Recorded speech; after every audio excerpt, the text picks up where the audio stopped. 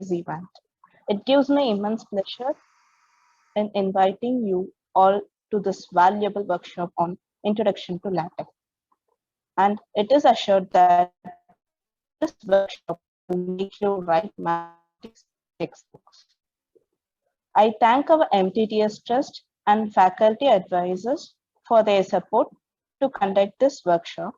Now, we can start this program with a short opening note from Professor Satyanarayana Reddy, our MTTS faculty advisor working at Shivanadar University.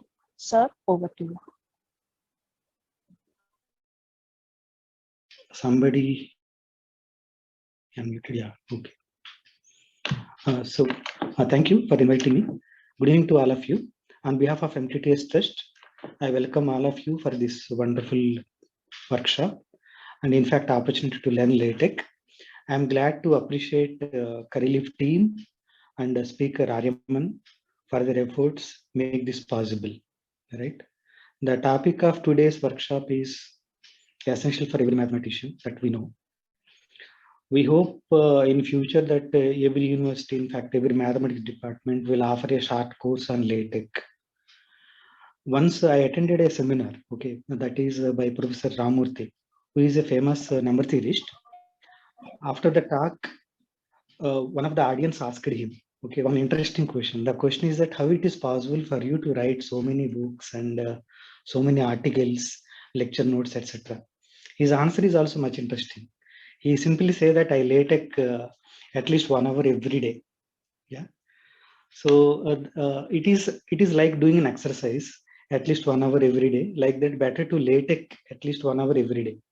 So you may also know that our beloved Professor Kumaresan sir, right? He published at least around 5 books in the last 2 years. But of course, he started collecting the material and typing for the many years. It is not that it comes like that. So we need to type day-to-day life, and then slowly it will build up, right? So that is the lot of hard work done for many years. Then we got the books now, right? So one can see many expository articles in MTTS website. They're almost all of them are written by in LaTeX only. Right? These are the live examples you have. So you can also start writing, means typing your subject content as per the way of your understanding. So that is the beauty of this LaTeX, right? So you can write the way you like, and you can put content in a very beautiful manner. Of course, your speaker will tell today. So start collecting some material on some topic. Okay. So slowly it becomes a nice expository article, right? It is possible. You can also you can write some nice article. The provided you start typing your ideas and all, right? So yeah, but again, LaTeX also initially like exercises. Initially, it is bit painful, but once you started doing it, so you understand the power of the typesetting. So wonderful platform. Hope next year one of the participants approach Overleaf team, become a member of resource person to conduct latest workshop again. Like that, it will continue for years. And that is my wishes, and best wishes to all the for the workshop and Overleaf versus Overleaf. Okay, once again, thanks to all of you. So over to you.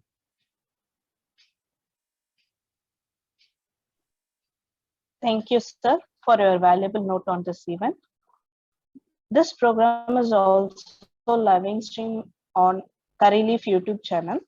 Those who are in live stream in your YouTube channel may also join this Zoom meet, which is mentioned in the YouTube channel.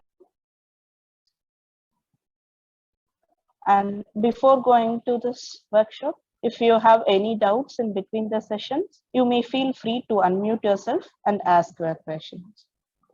Now, this is time to introduce our speaker, an aspiring mathematician, Mr. Aryaman Maithani.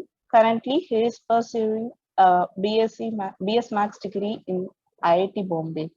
Aryaman has created many LaTeX files on different math topics like topologies, commutative algebras, measure topology, group theory, etc. You may find his valuable note and LaTeX file on his GitHub webpage. Also, he is skilled in many technical languages like LaTeX, Python, Akame too. He topped in many national level exams like JEE, KVPI, and he is also the recipient of KVPI Fellowship offered by Indian Institute of Science. Without any delay, I invite Mr. Aryaman to kick off his session on Introduction to LaTeX. Hey everyone, I am Aryaman Maithani and thanks for the lovely introduction. I will start sharing my screen and I will start this session as well. Is my screen visible? Yes, it is. Yeah. So the platform that we will be using is Overleaf. And it is the reason I would suggest using Overleaf to begin with is that it takes away the hassle of setting up LaTeX on your own. Once you are comfortable enough with writing LaTeX, then you can start worrying about these small things. So it is quite easy to just set up an account on Overleaf. So you can just go to the website and you can log in with the Google. So you don't have to do anything else. You can just sign up with Google. So I already have an account. So let me just sign in with that. And then you get a page like this. And you can just simply create a new project. So you just click on new project here, blank project, and you can name it something which you want. So let's say a test project. And then it creates something like this for you. So I have already created a blank project. I'll just share this screen. Yeah. And there is this link here, bit.ly/. So there's this link bit.ly/CL for curry leaf and then LATEX for LaTeX. All of you can go to that page and you will be able to see what I'm typing live as I am typing it. So let me just put this in the chat as well. So I've put it in the chat. So if you go to this page, you can actually see what I'm typing as I'm typing it. And you can do this even if you don't have an Overleaf account. So this would be easy for you to follow. And you can scroll up if you want to look at something else. And most importantly, you can come back to this document later. So you need not go through the whole YouTube lecture again if you just want to see a particular thing. Okay, so let us start. So the first thing I want to point out is that there is a bit of a learning curve, as was mentioned earlier. And in fact, there is this nice picture which depicts that. So time and effort needed is a bit more for LaTeX at the beginning. But eventually, I hope that you all will appreciate that it is the best possible option out there. So what makes it so difficult at the beginning is the fact that most of us are used to a format called what you see is what you get. So whatever you type on Word, that is your final end product. LaTeX is not quite like that. It is somewhat like you may think of something like HTML, where you have to write a code in the background and then it compiles into something else. So as you can see on the right side is the output. This is another advantage of Overleaf. It has a nice interface. So on the right is the PDF, which is what you might have seen PDFs in the past whenever you've seen mathematical writing. On the left is where you write your code. So on the left there is some jargon at the beginning.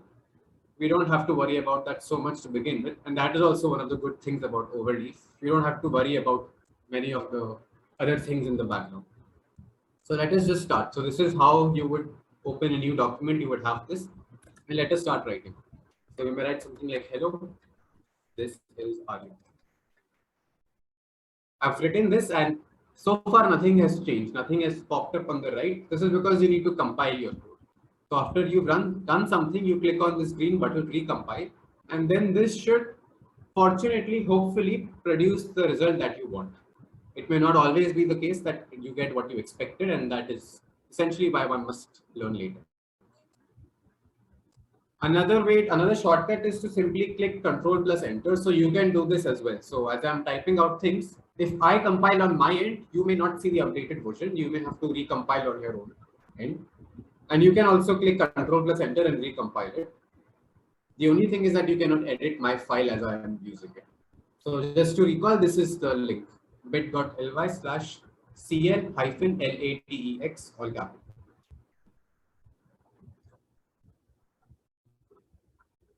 Now, the first thing which I want to point out again is that this is really not everything which you type here will be composed verbatim. For example, if I want to go to the new line, I'll just press enter and I will say, okay, this is me trying a new line. And if I hit compile, what do I get? Not something which I would expect. This is not what I would have wanted. I would have wanted to go to a new line, but this is still the same line. So if you want to go to a new line, what you have to do is you have to put /new line and then hit enter. So this /new line is a command which tells later that you want to go to a new line. So now this is hopefully a new line. And now I hit compile again. And yes, this is actually what I wanted. What you could also do is you could leave a line and then go to a new line. This is what LaTeX considers as a new paragraph. So now if I hit compile, this is a new paragraph. So LaTeX by default does this thing where it's indenting a bit to the right and it has created it on a new line. So what did I have to do? I had to insert a blank line in between. Okay, let us now try some effects like bold, italics, and so on. So this is text BF bold. So this is the command for doing some writing something in bold. So there is /text BF curly braces and then bold. So this is typically what a command will look like.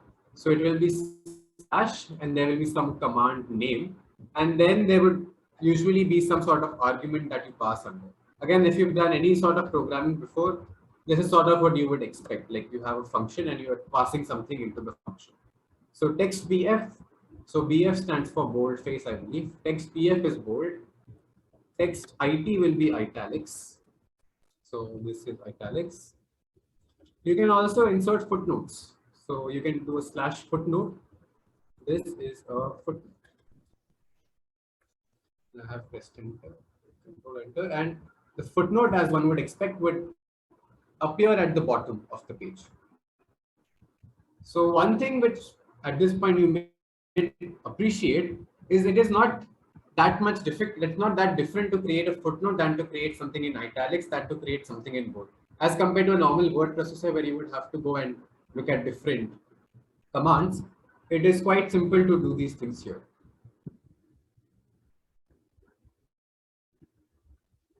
Someone has typed, I can't get the black format on your screen even after putting the link in my Overleaf document. Oh, so that black format is actually what I've just customized my Overleaf. So if you click on the menu on the left here and you just scroll down, the editor theme is what I've changed. So that editor theme is, this is the dark mode. That is just personal preference.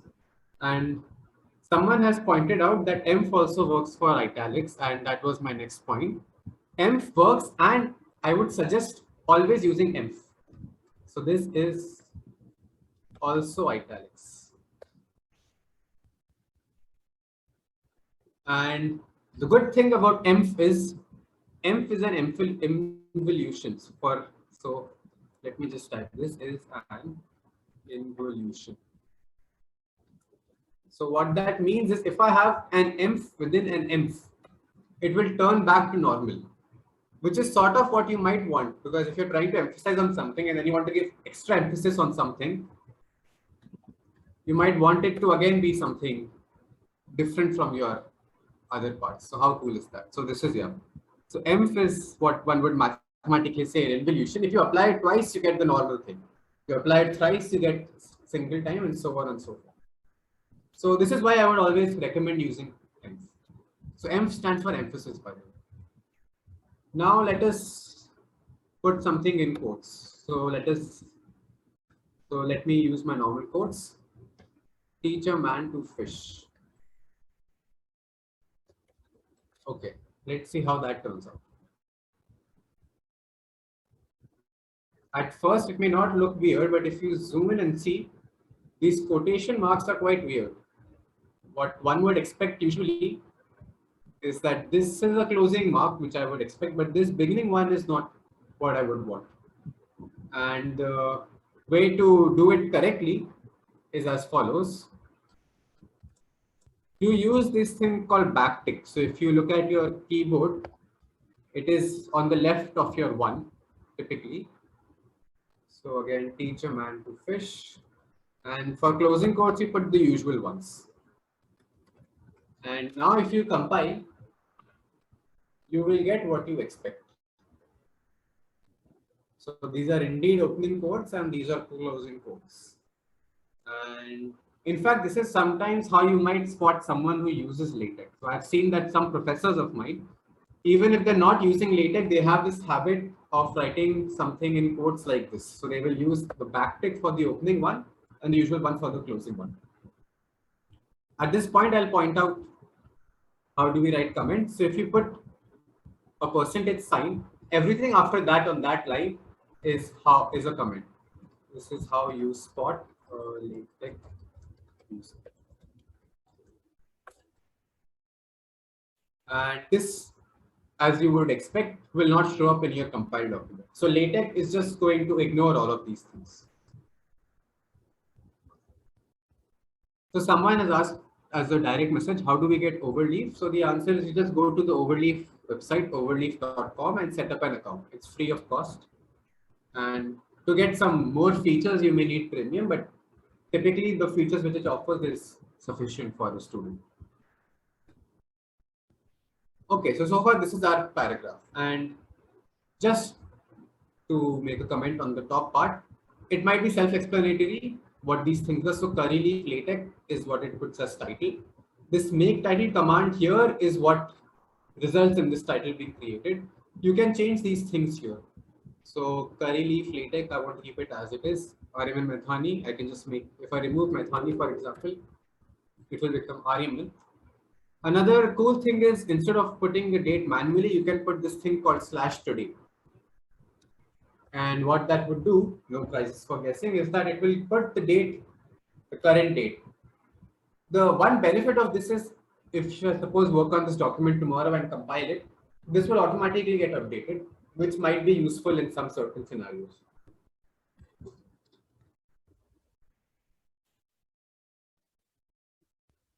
So any questions so far? Okay, no, the chat is empty. Can I ask a question?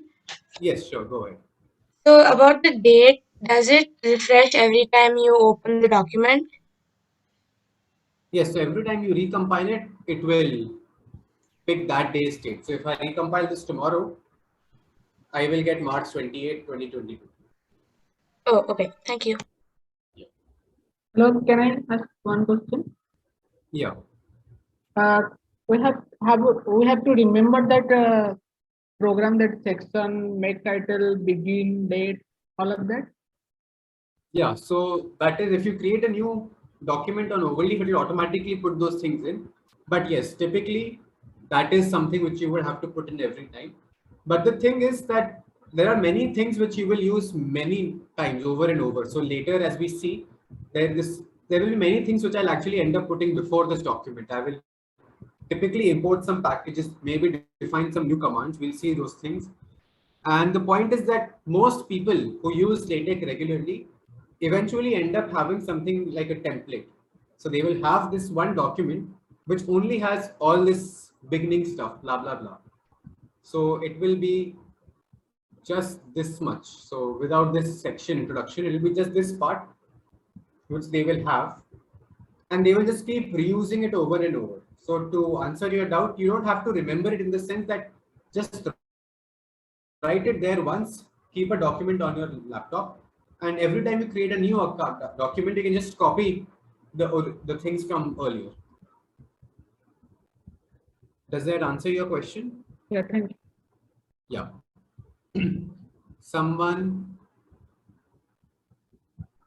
is asking how to write this code on LaTeX, as I already have it on my laptop. So if you have LaTeX on your laptop, so I assume you have successfully set it up, you can just copy whatever I've written, make a file, name it whatever you want, .tex, so that's the extension. Open it in your compiler. You might be using MikTeX and just compile it there. Someone is asking, what is the purpose of use package? Yeah, so I'm not able to see that. So the reason for that is that some people have asked these doubts as a direct message to me. So what I will do is I will just try to put them as comments here so you can see. So this is the first one that I just answered. Now I have another doubt, which is this. What is the purpose of use package this? And this is a good question. I'll just leave it to you to Google it. Partly because I don't know the answer. So secondly, because one of the key things which I want you to take away from this is this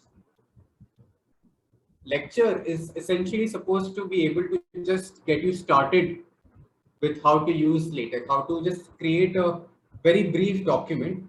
Most of the learning in LaTeX comes from creating your own documents by doing an assignment, by seeing some article and trying to replicate it yourself, and Googling. So I cannot emphasize how important it is to teach a man to fish, which is why I've written what it is. So if I give you a fish, you will know how to do it for a day. But if I teach you how to fish, you will be able to do it over and over.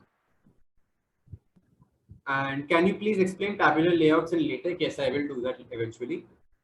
And someone is asking, how is my theme dark? So you can Google that, how to make a dark theme in LaTeX, in Overleaf. So that's an Overleaf specific thing. So someone else had asked, how is the number 1 appearing before the introduction? So that is because of this. There's this thing called /section introduction, which is what I'm going to do next. So let us create a new section. So I'll just do /section. And now I want to focus on packages, environments, etc. So this is going to be my new section. So if I do compile, I will get a 2. And one thing which I want to point out, the number 1, I never had to type 1 introduction, 2 packages, environments, commands, etc. I just did /section, and Overleaf or LaTeX has already taken care of doing this. And this is important for another reason, which I'll see later, which I'll tell you later. So we've already seen commands. So all of these were commands: text pf, text it, env, footnote.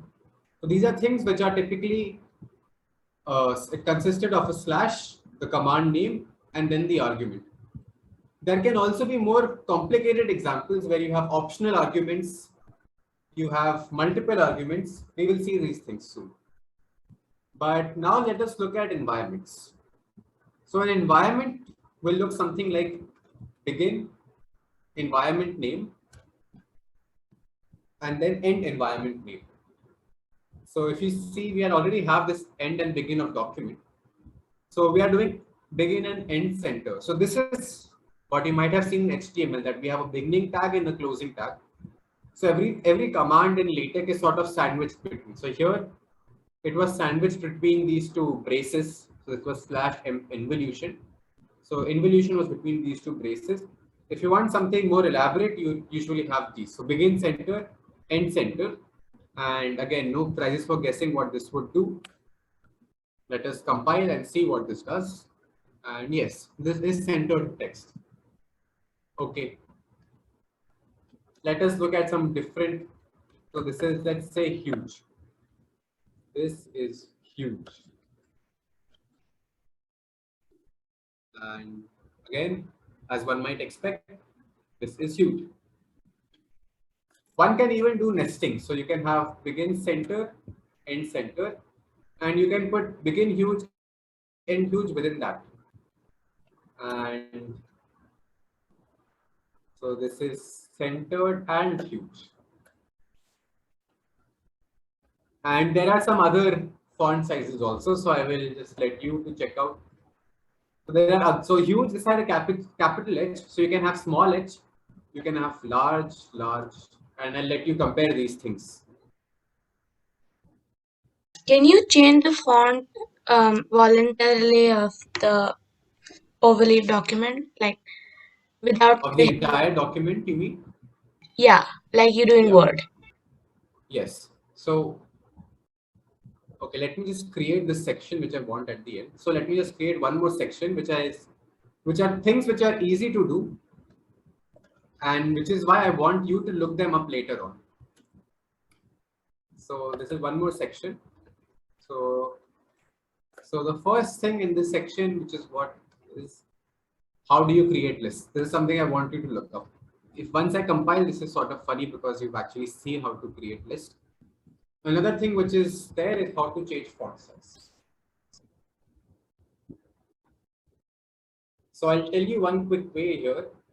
So for example, I can make this 12pt as an optional command over here. So things in square brackets are optional commands, and now everything has become a bit bigger.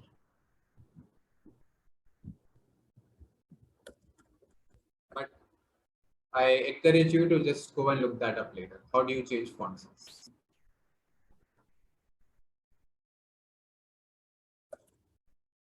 Yeah. Then let us see what else. So you can nest them. And now let us look at one very crucial thing which you would do is like you have to import packages. So one can import packages, and these package imports happen before you start the document. So these are imported before you begin the document. That is to say, before the begin document command. So let us import a package called verbatim. So let me just put it here. It's before begin document. So use package verbatim. So Overleaf already has it. And so what this does is so once I've imported this package, I can use things which are defined by this package. So one thing which is there is this verbatim environment. So verbatim, if you know the word's meaning, you might guess what it is. Verbatim means that everything is done as it is. So everything appears as it is typed. So that means that if I put enter and I do something, this will actually create a new line. Commands will not work. So if I put text BF, it will appear as it is. Commands don't work.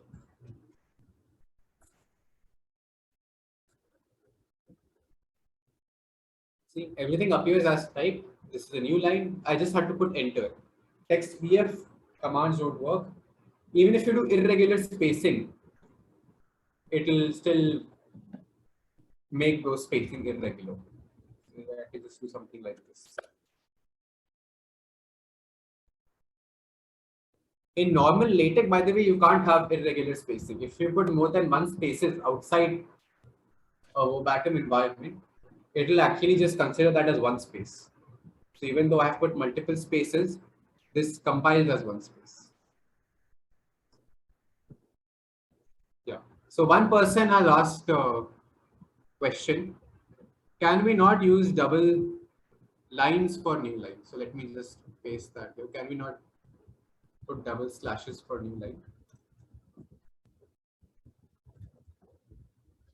And the answer is yes, you can do that, but that is not considered good practice. So you can look up, there is a difference between slash new line and slash slash. For most intents and purposes, you can use slash slash and it will not create an issue.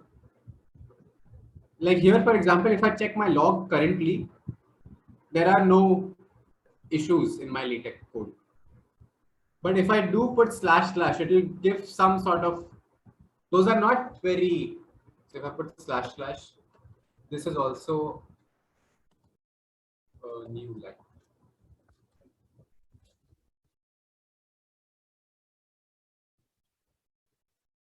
So it does not give anything, but at times it may give some issues like overfill, something, something, badness, something, something. So it is better to use slash new line, but yeah, for most intents and purposes, it will not matter. Okay, so this is how you create a new line. I want to show how you create a new page, but I've already actually reached the end of a page. So let me just type more things. More things. blah, blah, blah. This hopefully comes on a new page or not. Even more. So would someone like to guess how one makes a new page? So we have slash new line and we have slash new page for a new page. So as of now, these things had come on the same page, but if I put a slash new page in between, these things will come on a new page. So this is a new line. It leaves vertical space and just goes on to the next page. So for example, before this section, I could have put a new page and then this will start on a new page as well. By You can default also section, use begin figure, right? you can use begin figure, but for what do you want to use it? Like I've observed that putting begin figure will give a page break and it'll like go to the next page. Yes, but figure is notoriously difficult and that is not the intended use, by the way. So figure, if you use correctly, you are able to use figure even without creating a new page break. If you want to say insert a figure in the middle of the page. So using begin figure for creating a new page is definitely not something you should want to do. Okay, thank you. Someone has said verbatim is creating errors in LaTeX. So one possible reason is that you have not imported this package, use package verbatim before begin document. So you have to put use package. If you don't put use package, there is no command called verbatim by default. So you have to import this package.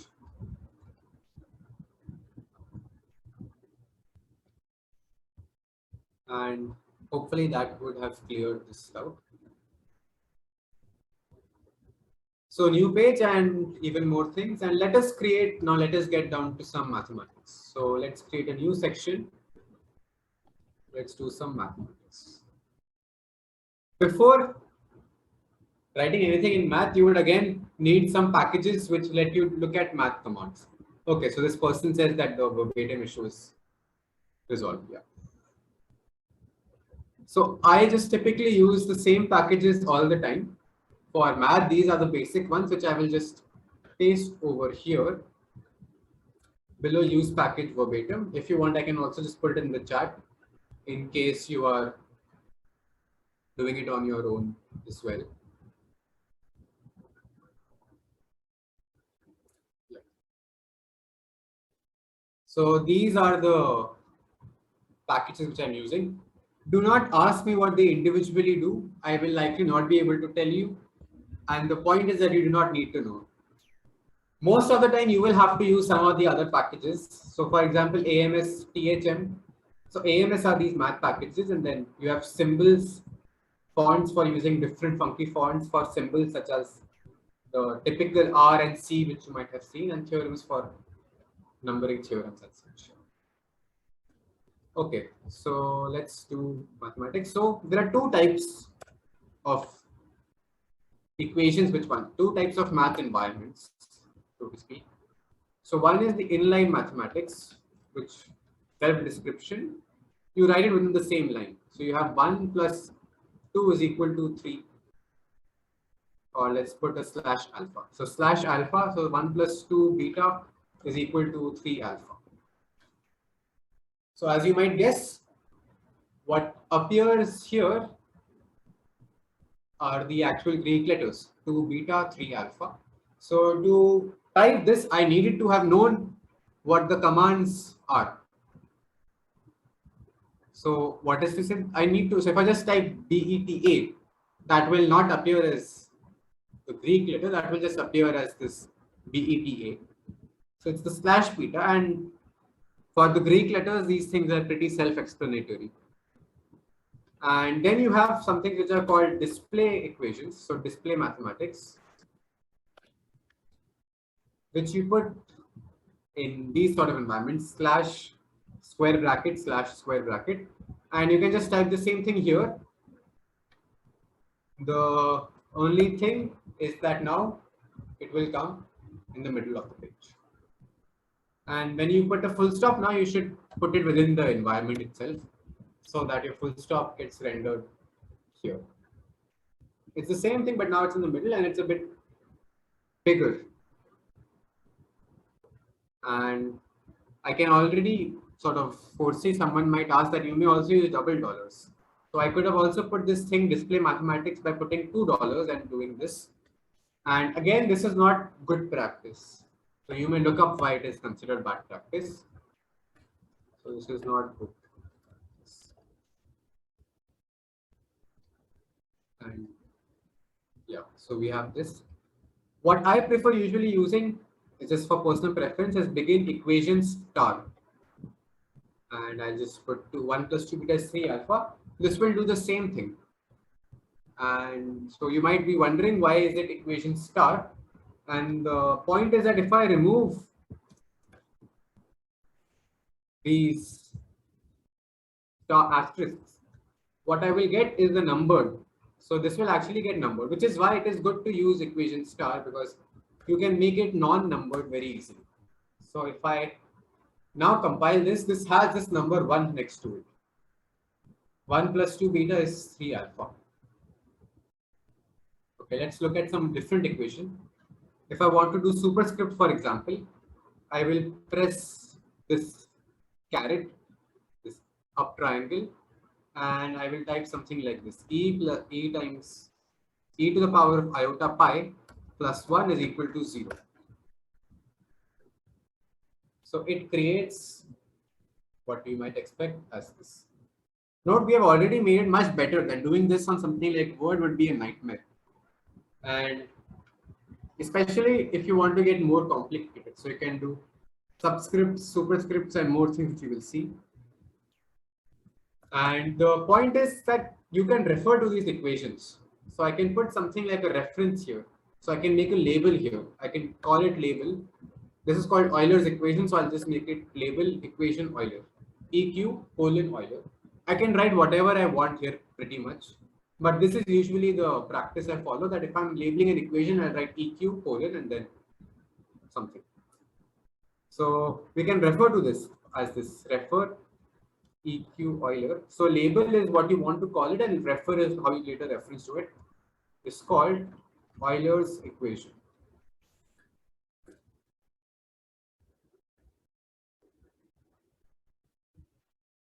So that is what we have. 1 is called Euler's equation. Note, I never had to manually type 1.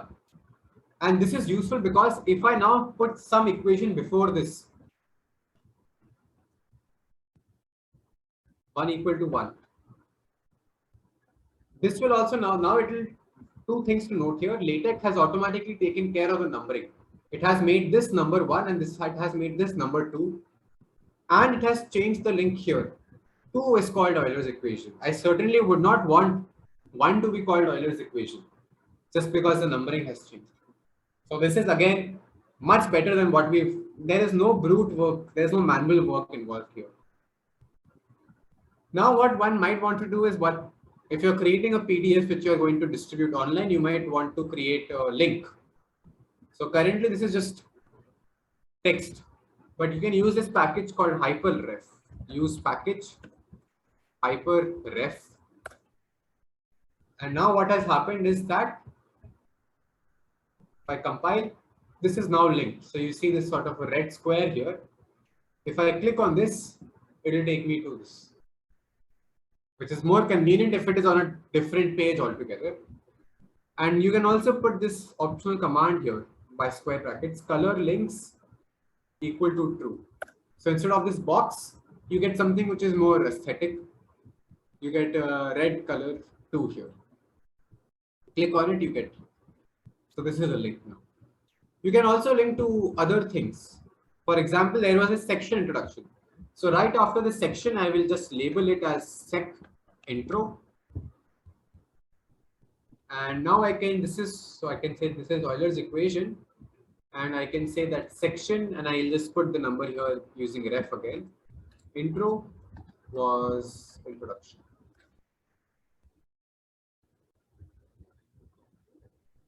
So now if I just click on 1, I am over here, which is great. In fact, you might say that even writing this introduction again is sort of redundant because I've already written the section name earlier, and you can change that also. So you can make this, instead of ref, use name ref. So name ref will actually name what that thing is. So you do section slash ref was name ref this. And now your introduction is also linked. And I didn't have to type introduction this time. It automatically took the name from here. So which means that if I change the name here, introduction to, let's say, LaTeX,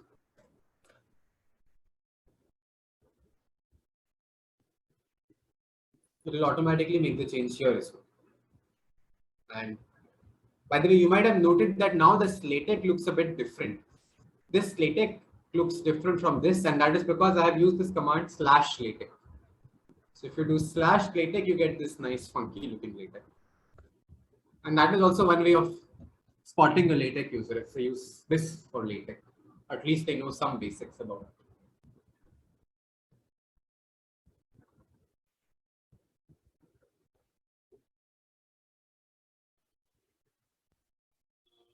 Now let's see what other things are there. We've used equation star to label, right? But if we use equation instead of equation star, then can we be able to use the ref command? Okay, let me just type the command up here. So the answer is I have not used equation star to label. I have used equation to label. Equation star cannot be, so equation star will not give a number. So you cannot put a reference to it. So there's a doubt from Saurabh. It's written, please show us to add color guarded tables and boxes. So I will show you how to use tables, and to make them colored, you can then look at them. So I will just say one more thing which you can look up later on is how do you change the color of these links? So this link by default is red. How do you change the color of the links? How do you link to URLs outside? And can you do some customization in this linking of texts? And yeah. Okay, so we have seen this, and let me just go through some commands. So we have the usual Greek letters alpha, beta. We have integrals written as /int, and you can put limits by superscript and subscript /int 0 to 1 /sum also works the same way. /infinity gives you the infinity symbol. /partial gives you the partial derivative symbol, and so on. And let us look at fractions. So how do we do fractions? So fraction, the command is /frac, and you just type your numerator and denominator. So your numerator can be quite complicated. It will automatically take care of that. 3e upon your denominator could itself have some integral, for example.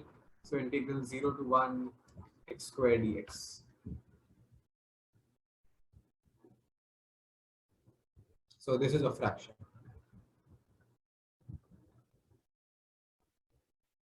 And let me just paste some very usual, typical commands. So yeah, let us just look at these, what these are. So you have these these are called blackboard fonts, because that's how usually mathematicians would write them on the blackboard. So these are these R, N, Q, C at the beginning. So the command for that is /mathbb. So the BB stands for blackboard bold. So these are your commands. And then you have alpha, beta, gamma, which we had seen. And then you have /phi, which gives you this normal phi. And then you have /var phi, which gives you how typically one might write phi on a board or something. Then we have fractions. We have union, intersection, so that is /cup/cap. And then we have wedge and V, O plus O times. And at this point, I will also link this URL. So there is this website called DTechFile. And if you Google it, DTechFile, you'll get the website where you can sort of draw a symbol and it will tell you what is the command for it. So you get different recognition. So this is a useful thing. So I've included that URL in the workshop. So these equations were on single line, by the way. So you might want to do things on multiple lines. So for that, we use align. Align star is what I'm using because I don't want them to be numbered. So here you can write things on multiple lines. So for example, I can write something like this. And if I want to go to a new line, here I will use these two slashes. So here, this is the correct thing to do. And I might use, so this is how this will compile. So limit, so by writing these things, I'm also implicitly showing you how to write superscript, subscript, limits, things like this. So by default, align will make everything left aligned. So if you have something more complicated on the other side, you will see that, like, let me just show. So now note that everything ends on the same thing on the right. It is right aligned. But these, suppose I want that the equality sign should appear one below the other. So the way to do that is I just put an ampersand, which is and symbol, before the equality signs. So what that tells is that align should try to align all of these ampersands together, which I have put here. So all of these should be aligned together, and that makes the equality signs aligned. So we have different things. Let me just put a bunch of more things here. And you can later go and see what different commands I have used for different of these symbols. So I have integral, I have line integrals, I have partial derivatives, I have. So let me just point this out. So earlier we had seen that for union, we have this command called cap or cup for union. There's also big cup. So big cup is used for big unions like this, where you want to typically write something in the bottom as well as on the top.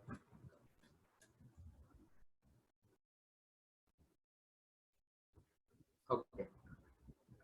And let us now see some more things about how to create, how do you write something like a theorem. So let us see how to create a theorem environment. So again, for this, we have to go back to the top before begin document, and then we type out this thing. So I want a command which creates a theorem environment. So I will do new theorem, and let me just type this out. So I will say, I want to use a short form THM because it's easier to type out. So new theorem THM, and I want this to appear as theorem, the full name here. So someone has asked, what does the colon mark depict? I'm not sure where I had used a colon.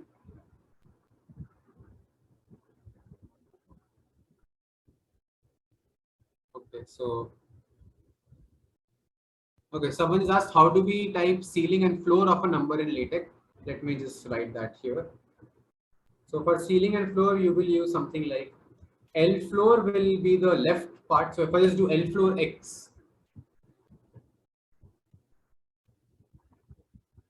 you will get this, which is this left part, and then you just do R floor to finish it on the right.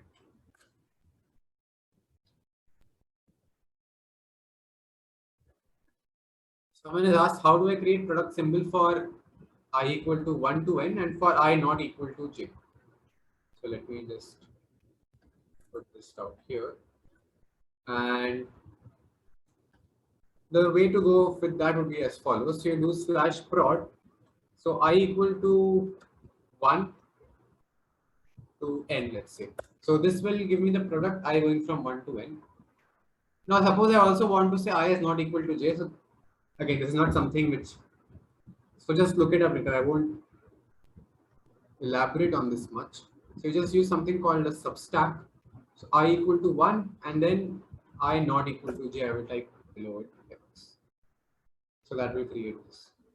So again, you can see this later. I don't really intend to emphasize on these smaller. Yeah. So I had just defined this thing called THM over here. Let's just see that. I defined this thing, new theorem, THM theorem here. So let us see how that works now. So I have created a new environment called theorem, and that I will use as this begin end theorem, and let us say a theorem that all integers are rational. So this will come as theorem 1. All integers are rational. I want to create something, let's say a corollary. So what I will do is I will go up and I will create this thing again, but I will call it. So what I type in this second one is what will show on the screen on the right. What I type in this first command here is basically what I am calling my. So this is for my own convenience. I can just call it whatever I want. So all natural numbers are rational. Okay. So now I have a theorem 1 and I have a corollary 1. And it may not be surprising that both of them are named 1 because, well, they are independent. Right? So this is my first theorem, this is my first corollary. And if I do a theorem now, so let's say begin theorem, all integers are rational. I want to do something completely else. Pi is irrational. So that will be now theorem 2. I didn't have to take care of the numbering, it took care of it on its own. But as you might have seen, typically, usually what one also wants is that, okay, my corollary should also follow the same numbering as my theorem. So if I have theorem 1, after that I want corollary 2. And that is actually up to personal preference. But one reason for wanting that is so that when you're in a large document, you can just locate the closest numbered thing and you can then work around. So if I want corollary to follow the same numbering as theorem, what I will do is I will put an optional command here. I'll just mention whose numbering I want it to follow. So I put THM here to indicate that I want to follow this guy's numbering, THM here. Now if I recompile, it will come as intended. Theorem 1, corollary 2. There is no corollary 1. That is okay. Theorem 3. There is no theorem 2, but there is a corollary 2. So these things go like this. And now I can have a corollary to this. Pi is not an integer. So this is a corollary to say theorem 1 and theorem 3. So how do I, so let us also see what is a proof environment. So you can do begin and end proof. So if you use a proof environment, let's just compile, it automatically types out proof for you and it puts a box at the end. So I want to say pi is not an integer and I want to say use the earlier two theorems. So I will label these theorems, label, let's say integers are rational, it's my theorem 1. And this is theorem pi irrational. And so I will just say use theorems ref integers are rational and ref pi is irrational.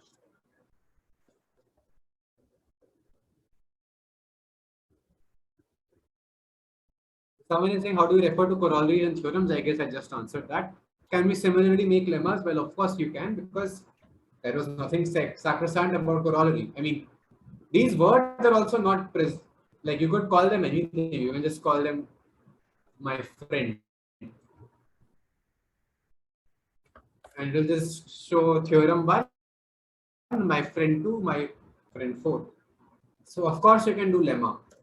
There is nothing sacrosanct about anything I've written here. Okay. Let us say, suppose I'm starting a new section. I want to suppose dedicate a section to pi. So I have a new section called pi. And so I've not put a slash. So this will just be pi. Okay, so now note that these theorems and corollary are using the same numbering across sections. So it's 1, 2, 3, 4. This new section being here did not change anything. But sometimes you might want to number something within a section. So you might want that when I'm starting a new section, the numbering should again start from 1, 2, 3, 4. So you can do that as well. So similar to how we put a theorem here, we put a section afterwards. So note the position is different. So if I'm putting this square brackets before the name, that indicates I want to use someone else's numbering. But if I'm putting it like this, I'm specifying under what do I want it to be numbered. And now my theorem numbers are incorporating the section also. So they start afresh with each section and they keep track of the sections. And note that my numbering here has automatically changed. Again, that is sort of the beauty of LaTeX. You don't have to worry about these things on your own. By the way, one thing that you might want to now complain about is that why do I even have to type out the word theorems here? I already know it is called a theorem because I've already made that thing somewhere else.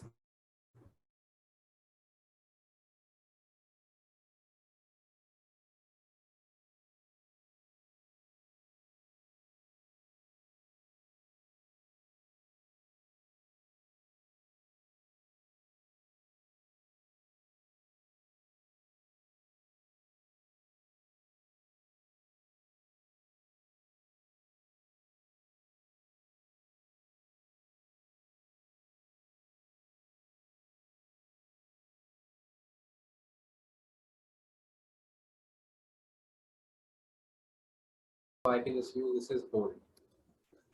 The only thing you have to keep in mind is that at times you might want to use /pf, but it could be possible that /pf is already a LaTeX command. For example, I have gotten an error here. That is to say that command bf is already defined. So what you can do is something like, let's say, my bold. And wherever I had used /pf, I will just make it my bold. Of course, in this case, this is a bad example because what you've written is actually longer than or as big as text pf. But these commands are useful at times. So for example, if you are going to write d by dx, df by dx very often, for example, you can create this new command /td, which accepts two arguments and puts them in this form /fraction d command first argument and then second argument. So let us see how one would use this. You have bold, then you have so df by dx, for example. This will now come as df by dx. And this is quite convenient. You don't have to, because this is otherwise a pretty long command. So df by dx. You're saving up on redundancies quite often. And I think that is more or less for commands, for creating commands. Okay, so you may want to look up how do you create your own environments. That is same in spirit, but a bit more elaborate. And let me just show you that you have some fancy fonts also, by the way. So we've already seen Math BB Blackboard. So you have also Math Cal, which you might have seen, for example, being used to refer to a topology. And you also have Math Frac, which are sometimes used for commutative algebra. So NT.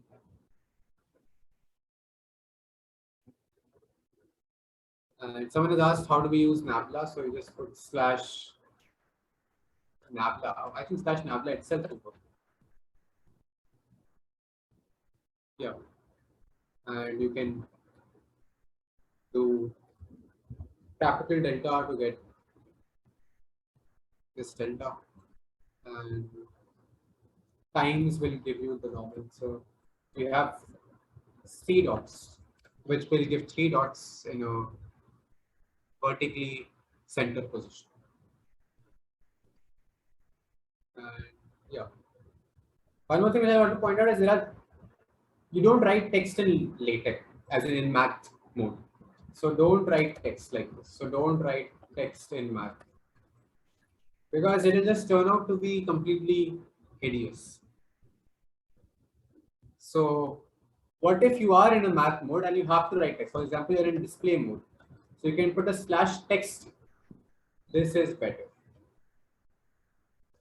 and then you can continue with your math outside of it. So if you put something in slash text in math mode, it will be better. Note that spacing in math mode does not really reflect here. So if you want to put a space after the exclamation mark, put it within the text. Someone is saying math fonts are not working. So then you have not imported everything which I had imported earlier. That is also one of the reasons why I don't bother with the different packages. I just import all of them at once. Yeah, so let me just put those packages in the chat. Yeah.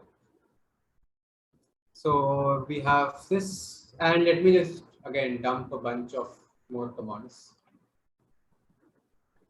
I'm just dumping a lot of them because you can just look at them later on. So you have square root and you have nth root. So that is these two.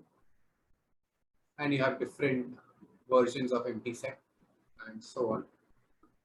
One more thing which I will point out is that if you write something like sine theta like this, it will look quite bad if you just write sine theta. This sin is looking quite hideous. This is also one way of noticing someone who does not use LaTeX very often or does not use it very well. Use slash sine theta, and you will already see there is a big difference in the things. So this is weird, this is normal. This is how one should write. Putting slash sign makes it look better. And there are many different. So I'll just again put a bunch more of already known commands. So there is sine, cos, tan, blah, blah, blah. There's log, natural log, determinant, max, sup. You can even do slash lim sup, lim inf, so on and so forth. You also have things like inf lim or yeah. So you can also do things like direct limits and projective limits. Sometimes you may want to use something which is not a default thing. For example, you might often want to look at AUT, automorphisms or something. So you have, if you do slash AUT, it is not already accepted. So this will not show up. So one way is to use slash operator name and put it like this, AUT in that. But if this is something that you will use quite often, you can actually just create it yourself. So one way would be to do a new command and create that, but you can do declare math operator and just type whatever command you want for it. Let's say GL for GL. These two need not be the same. So you can just have, for example, yeah, let me just keep this as it is. So slash GL, and now if you do say comma GLV, it will automatically put GL.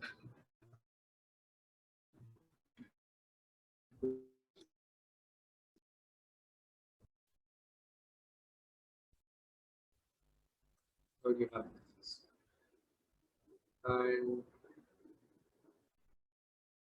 And just to make sure that, yeah. So now let us look at matrices, tables, and arrays. Let us start with matrices. So matrices are always used in math mode. And you do something like, so the command is begin matrix, end matrix, and you put the P in front of it. So P matrix is the command. And if I've not typed anything in between, it will look weird. So let us type something. And it is very simple. So you just do, suppose you have your first row 1, 2, 3. You just type it like this, and it will create your first row as this. If you want to go to a new line, put double this and then 4, 5, 6. If you put a slash slash, but there is no new line after that, it will still compile it in a good manner. So it is like this.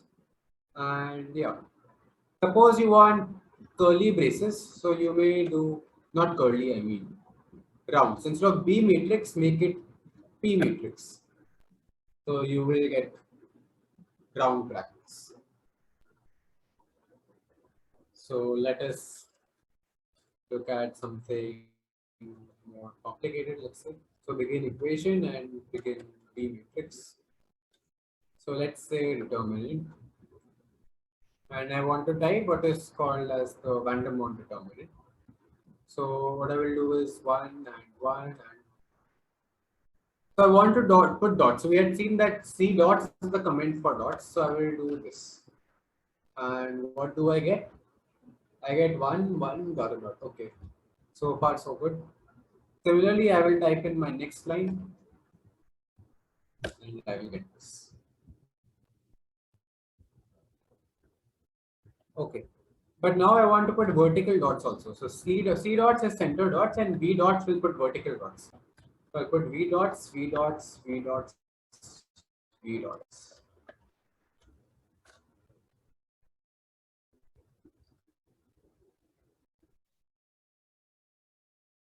I have this, and now I've finished my last line with this. And the thing is that personal preference again, this looks a bit weird. That these vertical dots here look a bit weird. Like in one, okay, for their row they're fine, but for their column they're weird. So let us just instead of V dots, I will put D dots. But the D stands for diagonal, and no surprise as to what we get. Now this looks much. And this we can just write is equal to the product 1 less than. So I will use LEQ slant. So that looks like this. LEQ slant n AI minus 8. And here. One point I want to make about subscripts, you can write subscript as A1 or as a brackets, put 1 in the brackets.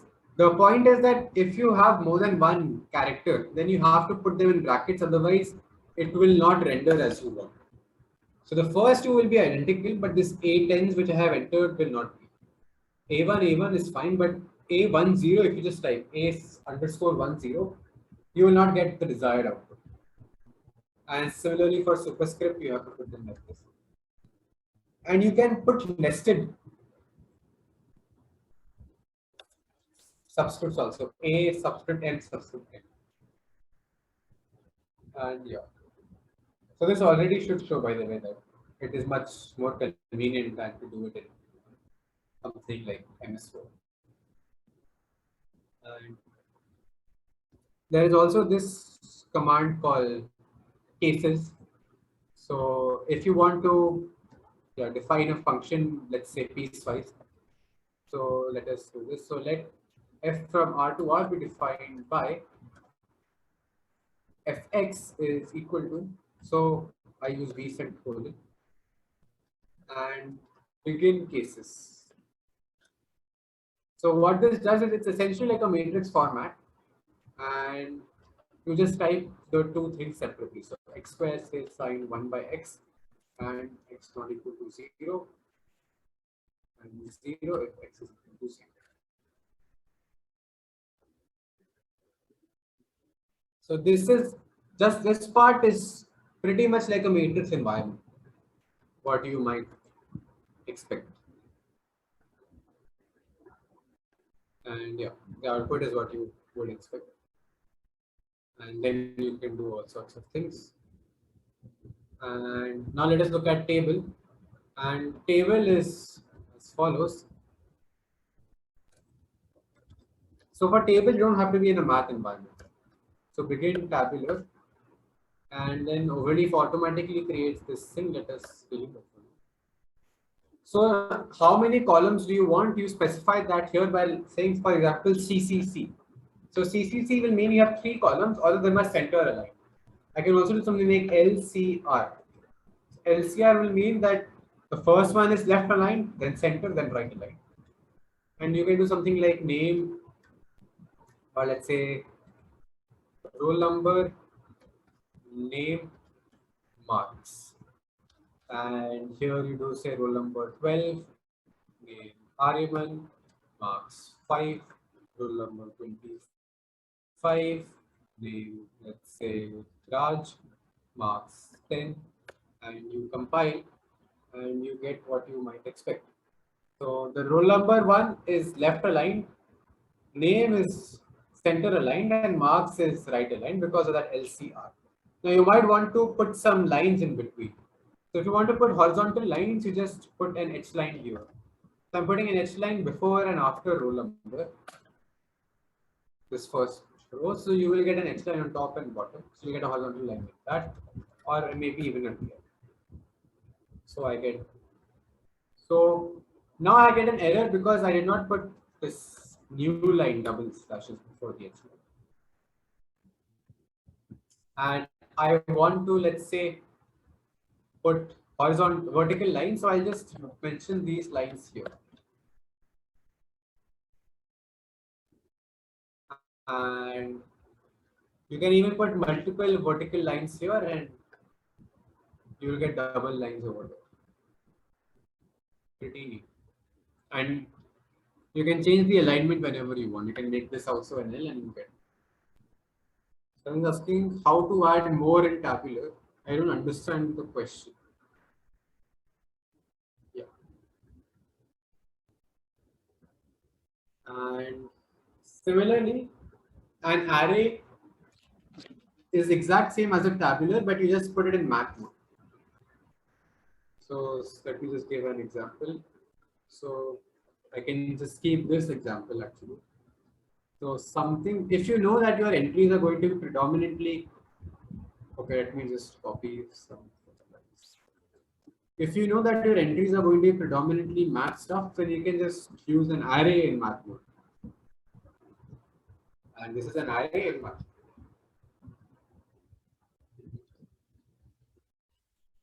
So the syntax is the same. You have H line for horizontal line, CCC for center, vertical, this pipe for vertical line. Okay, so here is 3 column, how to add more. So you add more just by specifying an alignment at the top. So let's say I want center aligned. So I just add a C at the top. And then you have to make sure that you do actually put some more data over here. So blank. And we'll just get one more column over there. And since I have not put a pipe at the end, let me put that now. And now I will get a vertical line. Now I just want you to look up the packages table and figure. And so you can see how do you label tables. And so this is this. And one last thing which I would like to just cover briefly is how do you insert images. Typically, this is section images. Typically, I don't know for what purpose you might want to use, but I have rarely had to use images. But let us see it nonetheless. So we first have to upload an image to Overleaf. There's upload on the left. So we can actually just Google something. You can find the picture, open the picture. So there is one finger is there. I can.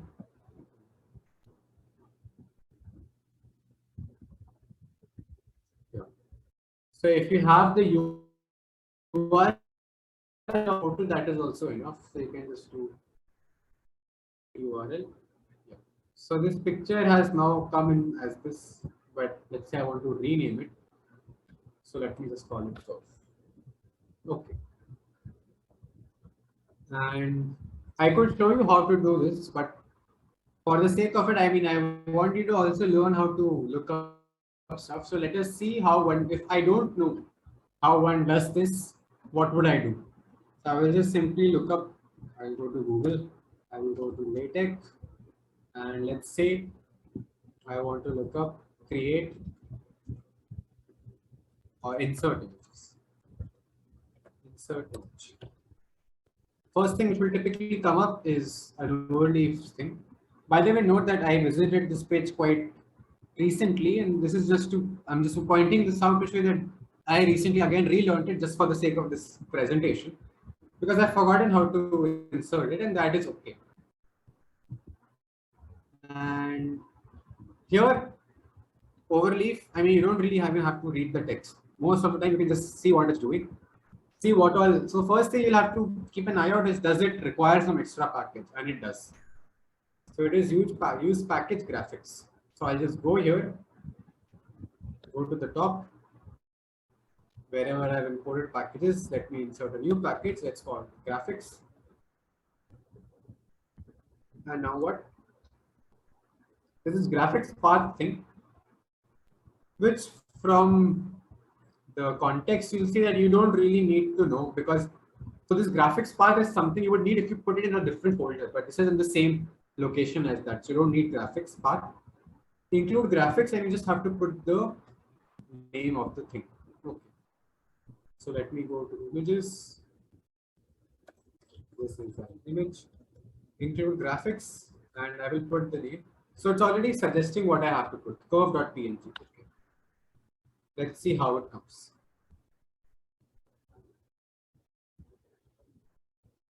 Okay, this is very big. This is ideally not what we want. So what do we do? On the same page, if you just scroll a bit lower, you'll also see that there is this thing changing the image size and rotating the picture. And there's something you might want to find. This is sort of expected that if you have a tutorial on inserting images, it will typically also address how do you change the image size. Okay, so there is this thing called scale.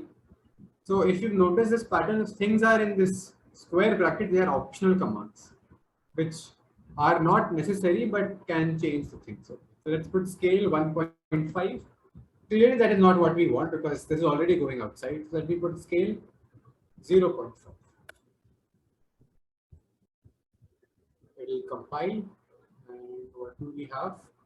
Okay.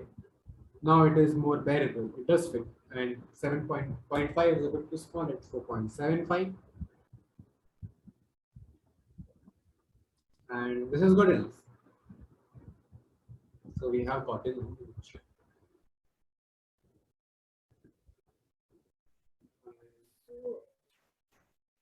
Out. Yeah.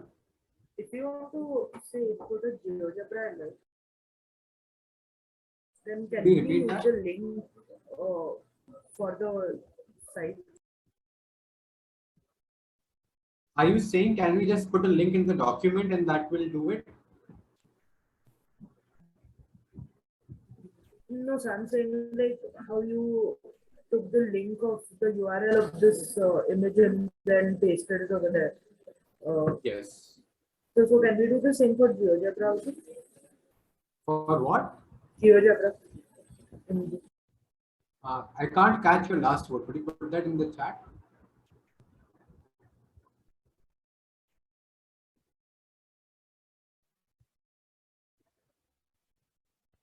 Oh, GeoGebra. Okay. So on GeoGebra, I believe it lets you do some output to LaTeX anyway.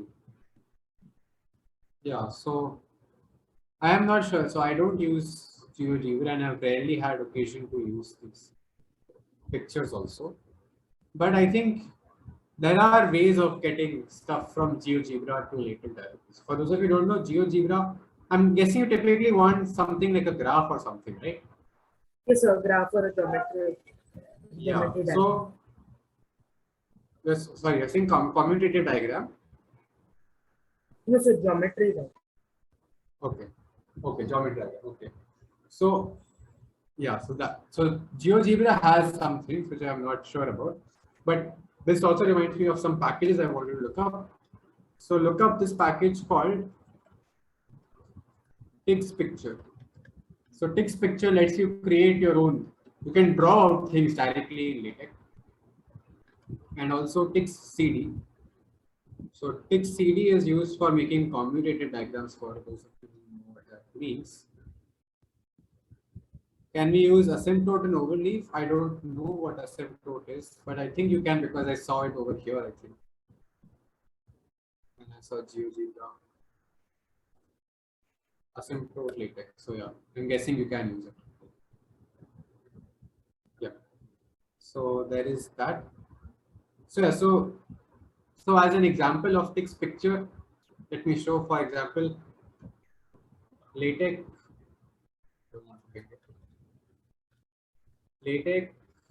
draw a rectangle, for example. So again, typically an overleaf. So an overleaf tutorial is more or less suited for these general questions rather than a Stack Overflow thing, Stack Exchange, which is more useful for particular things. So yeah, so you use package ticks and then you do the sticks picture and you can draw out things.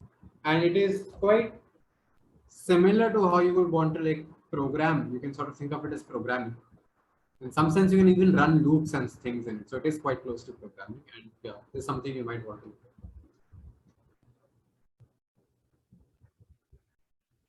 We see others. One thing which I haven't talked about and one thing which I want you to look up later is headers and footers. So how do you change position of page numbers, insert header and footer, and even the sections? The sections end up like they show up in a particular format, right? Like they show one section name, two section name, blah blah blah, six section name. How do I customize that? And you can indeed customize that. That is something you may want to look up.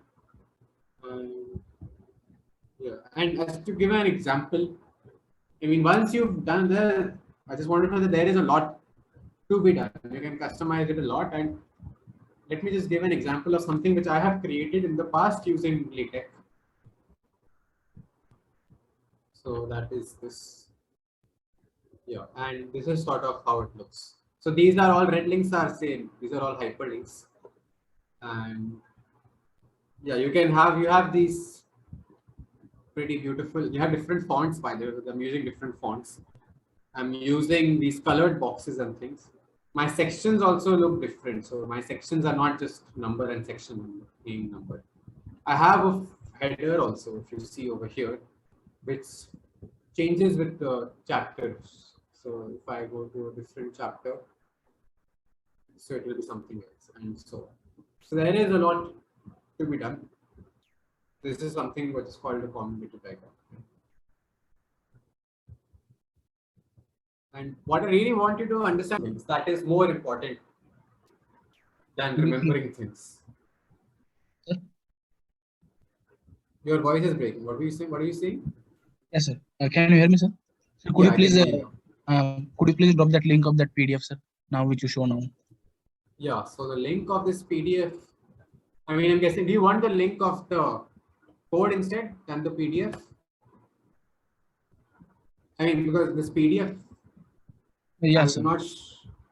This PDF is interesting from a mathematical point of view, but from the point of view of this, so there is. I'll just drop in GitHub. So here is where I've put a lot of math stuff. Not all of this is LaTeX stuff, but for example, this will be under rep theory. So here you can find my LaTeX files.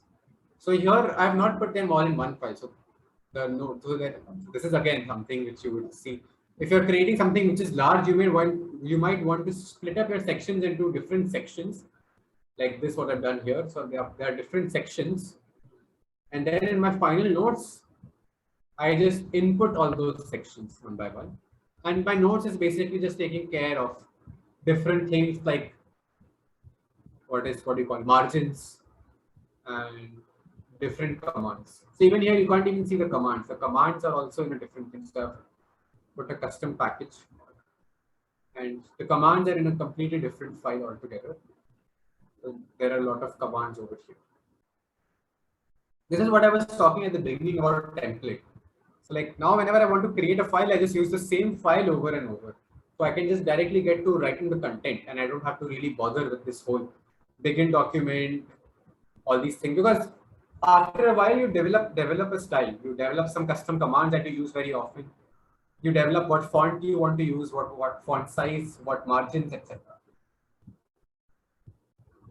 And yeah, so that is this. Do you have any questions? So that I have covered more or less what I had wanted to cover. Not more or less, yeah, I have covered everything which I had wanted to cover. So yeah.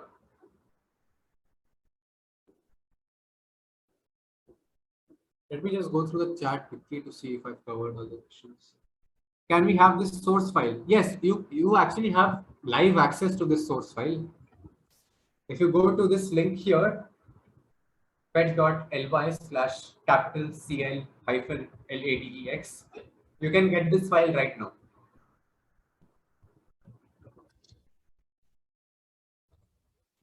Oh, unless you were asking about the source file to the LaTeX notes, which also I have put in the thing above.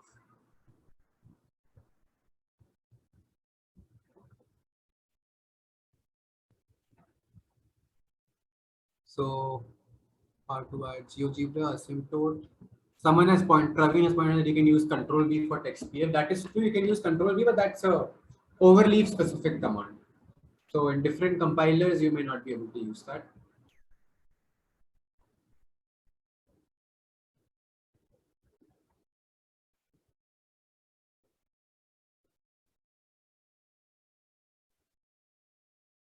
Okay, someone has asked, we write research paper in Overleaf, does that remain confidential? So I think so. I mean, I'm not sure what is Overleaf's privacy policy, but if you're comfortable, once you're comfortable enough with using Overleaf, but LaTeX, then you can set it up locally, and then you mean you don't have to worry about these things. I mean, but I would assume that Overleaf would have some good privacy policy in place because it is used very widely now. Especially after the pandemic, it is used very widely because it has very good collaborative features. Someone is asking that they are good enough in LaTeX based text studio is overly useful for me. No, it's not. I mean, if you are comfortable with some other compiler, then it is fine. Overleaf is primarily useful for beginners.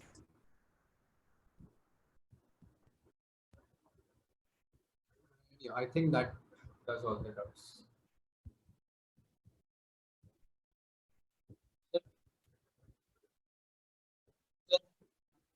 Yeah. Sometimes when we are doing the coding or this typing part, then we encounter some errors, environmental error or some different type of error. How we can easily remove that one, sir? So let us Two, three types of try error. to run into Two, three some types of error are there. How to remove that one? Suppose you do alpha plus beta is equal to 2 and you compare and you get an error here. So Overleaf will show you exactly what line has that error. So here it shows missing dollars. So okay, it doesn't look bad, but now if I do something like hi, this is something. Now you'll see that everything will look bad, look like it's in a math font. And okay, it's on this different line, so it works out fine. So I do something like this. So later typically will show you what is the error on the same line. So here it's showing missing dollars. So that will mean that you are missing some dollar signs. So that is easily fixable. Otherwise, you can just Google that error which you get, and you will be able to find someone on Tech Stack Exchange who has asked that doubt years ago. So I'm not able to think of a. Okay, for example, I mean, it may be possible at some point that you're using the same reference for two things. You use the same reference name for two different things. Then LaTeX will show an error and then you will be able to figure out what that error was. Or something more complicated, could be something error. like, so do you have an error which you are facing? I mean, then we can just look at that.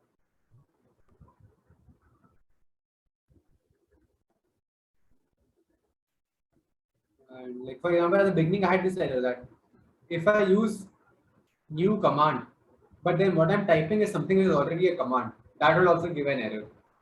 But those errors in that case was actually pretty self-descriptive. So you typically wouldn't Google that, but there are some more things which you would have to Google.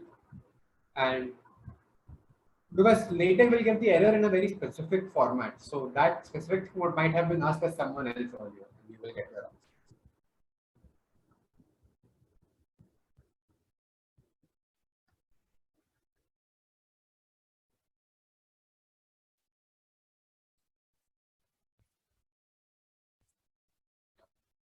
Anything else?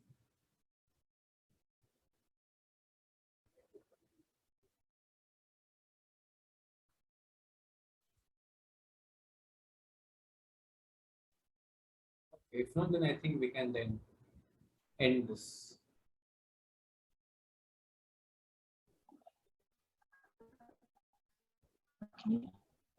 Anyone have yes.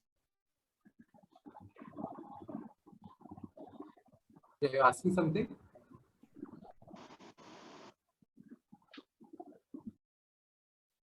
Your voice was breaking a bit.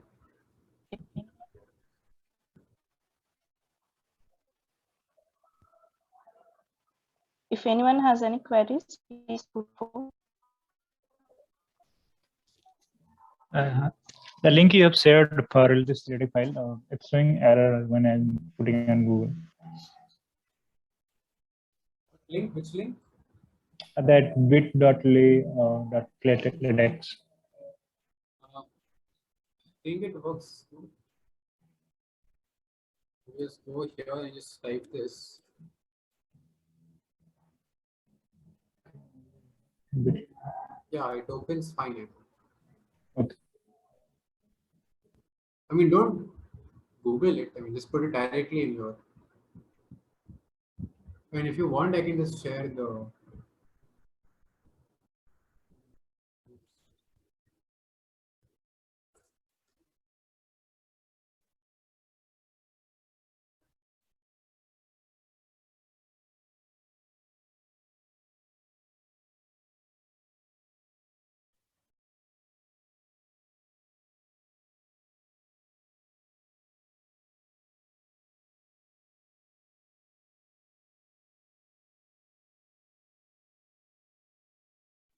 One thing which I would suggest is that look up some piece of writing, some mathematical piece of writing, and just try to recreate that. Because there are many small miscellaneous things which you will find out only once you start writing. For example, how do you put an horizontal line? How do you put something like, if you want something like this is true, and I mean, at times you might have seen in textbook that you have something at the end of a sentence in parentheses y. How do you write something like that? How do you put a horizontal line? And if you're writing a fraction in inline mode, it's a bit small. How do you make it bigger? So these things won't really come to mind until you start writing these things. And then you start Googling these things and you'll see how these things work. For example, putting this D in front of the frac has changed it from the small 1/2 part to this large 1/2. So this D stands for display. So this is basically using display math even in inline math. I think I'll end now because if I just keep thinking of miscellaneous stuff, it will never end. So yeah, I'll just stop sharing this screen.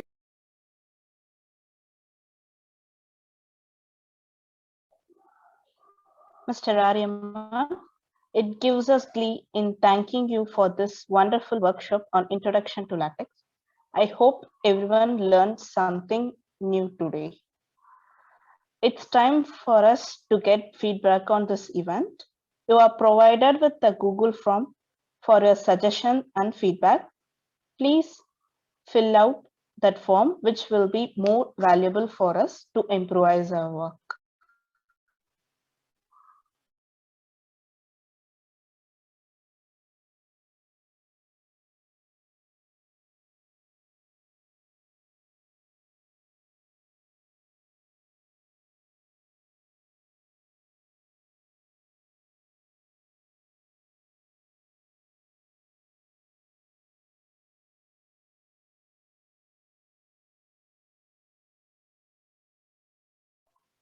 If any of you want to share feedback right now in the meeting, feel free to unmute yourself and tell your feedback. It will help us to grow.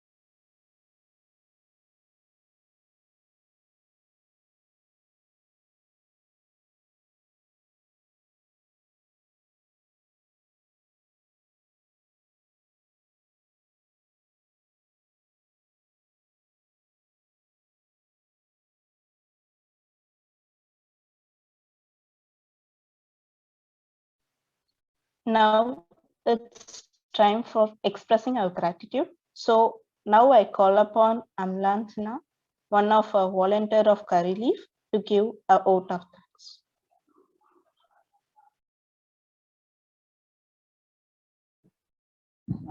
Okay, I will do it here. So first of all, on behalf of Overleaf, I would like to thank Mr. Aryaman Maithani for accepting our invitation as a speaker for this event and for this wonderful workshop. Starting from the very basics of creating an account in Overleaf, he ended up in writing text as we see in the textbook. Thank you so much once again. Next, I would like to thank Professor Satyanarayana Reddy for accepting our invitation to attend this workshop. Thank you so much, sir, for your constant support as our advisor and guide. And we all know that since the very beginning, the inception of Overleaf, the MTTS Trust has been supporting us in all possible ways. I would like to thank MTTS Trust for all possible kind of support. And last but not the least, I would like to thank all the participants for their active participation. Without you, this workshop would not be successful. So hope to see you all in the next events of Overleaf. Thank you, everyone. Thank you, Amlan. Now it's time for a group photo. For all interested, please turn on your video to take a snap to save our memory.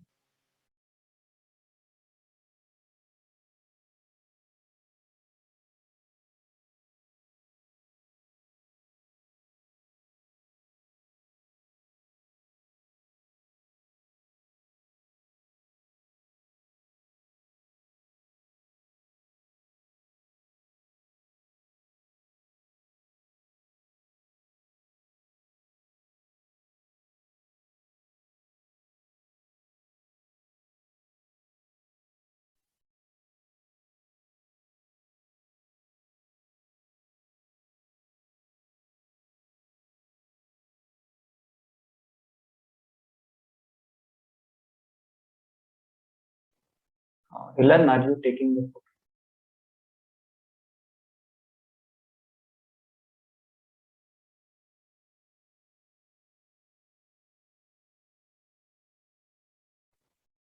You are not audible.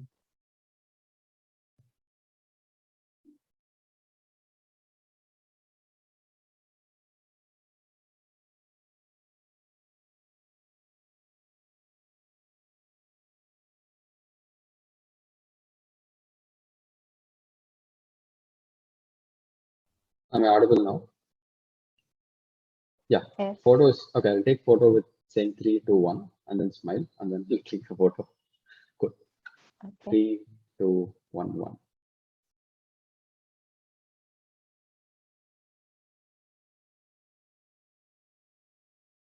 Yeah.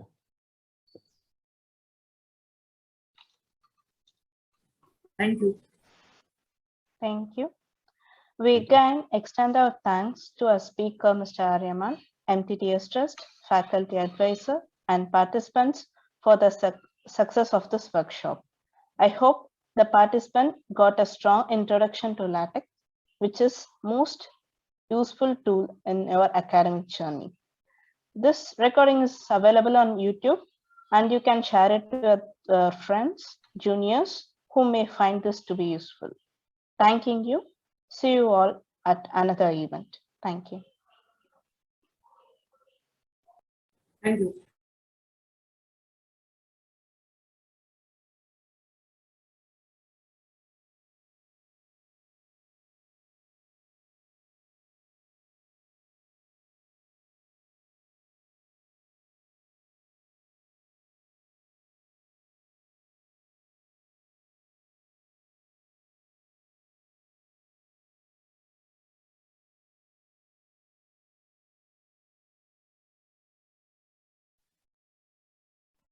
We can stop the recording.